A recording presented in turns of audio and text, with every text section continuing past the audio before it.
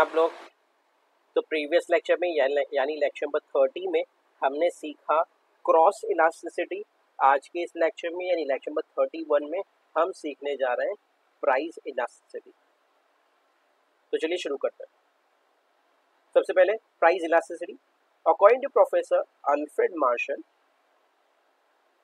Price elasticity of demand is a ratio of proportionate change in the quantity demanded of a commodity to a given proportionate change in its price only। क्या मतलब हुआ price elasticity of demand का? Price elasticity of demand का मतलब हुआ कि हम यहाँ पे सीखेंगे इट इज अ प्रोपोर्शनेट यानी percentage change in quantity demanded to a यानी of a percentage change in the price. यानी यहाँ पे हम प्राइस इलास्टिसिटी का मतलब होता है कि एक पर्टिकुलर प्रोडक्ट की डिमांड में कितना चेंजेस आया अगर उसके प्राइस में कुछ चेंजेस होगा तो। ये तो हमें पता है कि अगर प्राइस डिक्रीज होगा तो डिमांड इंक्रीज होगा, that we already know. But हम प्राइस इलास्टिसिटी में सीखेंगे कि प्राइस के कितने रुपए कम करने से डिमांड का कितना केजी इंक्रीज हो जाता है। फिर से हम क्या सीख रहे हैं कि प्राइस के कितने रुपए कम करने से, कितने रुपए में बढ़ाएंगे या कितने रुपए कम करेंगे तो उससे डिमांड कितना किलो बढ़ेगा या कितना किलो कम होगा। एग्जांपल के तौर पे कि अगर हमने अपने प्रोडक्ट का प्राइस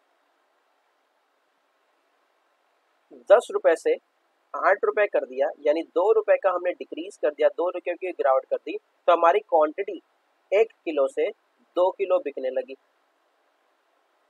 हमारी क्वांटिटी क्या हो गई? इंक्रीज हो गई। प्राइस क्या हो गया? डिक्रीज हो गया। तो हमें क्या पता चला कि यहाँ पे 2 रुपीज प्राइस कम करने की वजह से 1 kg क्वांटिटी डिमांडेड इंक्रीज हो गया। हमने क्या सीखा कि percentage change in quantity demanded to a proportionate change in the price. हम यहाँ पे सीख रहे हैं कि अगर हम अपने प्रोडक्ट का प्राइस कितना बढ़ाएंगे, कितने रुपए से इंक्रीज या डिक्रीज करेंगे तो इससे हमारी क्वांटिटी डिमांड पे कितना इंक्रीज या डिक्रीज होगा। तो इससे हमें एग्जैक्टली एक मैन्युफैक्चरर को, एक सेलर को, एक ट्रेडर को पता चल जाएगा कि उसे अपने प्रोडक्ट का प्राइस कितना बढ़ाना चाहिए।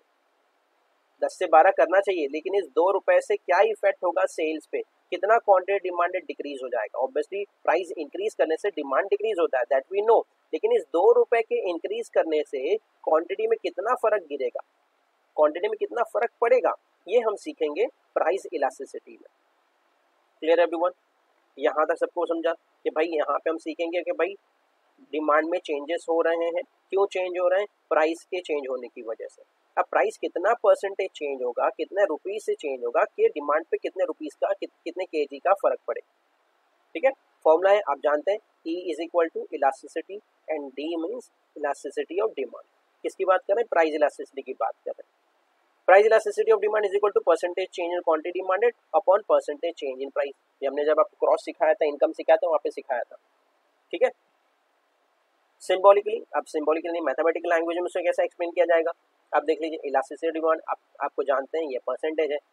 ट्राइंगल मीन्स होता है चेंज, क्यू मीन्स क्वांटिटी, तो upon percentage change, P means price. क्योंकि हम यहाँ पे प्राइस इलास्टिसिटी की बात कर रहे हैं, इसलिए डिनोमिनेटर में भी प्राइस होगा। आप देख पा रहे हैं प्राइस है डिनोमिनेटर में। अब इस फॉर्मूले को और ज्यादा एक्सप्लेन कर दिया गया, change in quantity upon original quantity. सिर्फ क्यू होगा तो क्या कहेंगे? Original quantity. सिर्फ पी होगा तो क्या कहेंगे? Original price. ट्राइंगल पी होगा तो क्या कहेंगे? ट्राइंगल पी होगा तो क्या कहेंगे? Change in price. Triangle Q होगा तो क्या कहेंगे? Change in quantity. ऑब्वियसली आपसे साइन देख रहे हैं, साइन है यहाँ पे डिवाइड का। ठीक है, इसी तरीके से जब हमने उसको और ज्यादा सॉल्व किया तो change in quantity upon original quantity into, आप देख पा रहे हैं मल्टीप्लाई का साइन है, यस। तो आपको पता है जो डिनोमिनेटर में होता है, जब साइन चेंज होगा तो जो डिनोमिनेटर था वो न्यूमरेटर में चला जाएगा और जो न्यूमरेटर में था डिनोमिनेटर में चला जाएगा। इसी तरीके से जो प्राइस डिनोमिनेटर था वो आ गया न्यूमरेटर में, और जो चेंज इन प्राइस न्यूमरेटर में था वो आ गया डिनोमिनेटर में। क्यों? क्योंकि हमने साइन चेंज किया। ये मैथमेटिकल कंसर्न है कि भाई जब साइन चेंज होता है तो जो न्यूमरेटर में होता है वो डिनोमिनेटर में चला जाता है और जो डिनोमिनेटर में होता है वो न्यूमरेटर में चला जाता है, दैट्स इट, और कुछ नया नहीं। ठीक है, अब आपको एक्सप्लेन कर दिया गया। वेयर क्यू मीन्स आपको पता है original quantity demanded, triangle Q means difference, difference means difference between new quantity demanded and original quantity demanded, तो ऑब्वियसली न्यू एंड ओल्ड को जब कंपेयर करेंगे तो आपको क्या मिलेगा, बस चेंज मिलेगा, that is change in quantity. Let's say आपका क्वांटिटी डिमांडेड पहले 1 किलो बिक रहा था, अब 3 किलो बिकने लगा, तो चेंज कितने का हुआ, 2 kg का, तो यहाँ पे चेंज हम लिखेंगे 2 kg। ठीक है, पी आप जानते हैं, जब पी अकेला होगा तो क्या कहलाएगा, ओरिजिनल प्राइस कहलाएगा। एंड ट्राइंगल पी होगा तो क्या होगा, difference between new price and the original price.